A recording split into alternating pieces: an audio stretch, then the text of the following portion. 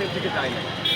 এখনও ইউনিয়ন মালিক সমিতি যে সংগঠন আছে তারা এখন আগের মতোই কিন্তু দেখেন মানুষের চলার পথে রাস্তাঘাটে গাড়ি ঘোড়া দিয়ে বন্ধ করে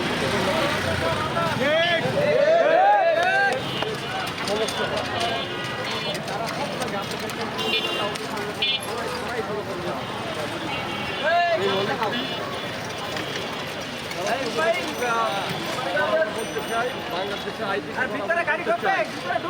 আমি অনেকবার বলেছি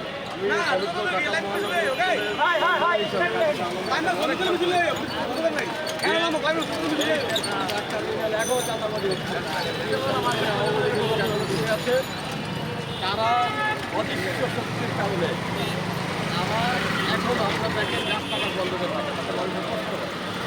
আমি ভোগান্তি হলেই তো এই গভর্নমেন্টকে সরকারকে গালি দিবে, আবার বিএনপিকেও গালি দিবে, জামাতকেও গালি দিবে। এই কাজটাই তারা করে কাপড় মেরে থাকে। তারেক রহমান সাহেব বিএনপির ভারপ্রাপ্ত চেয়ারম্যান তিনি বলেছেন বাংলাদেশে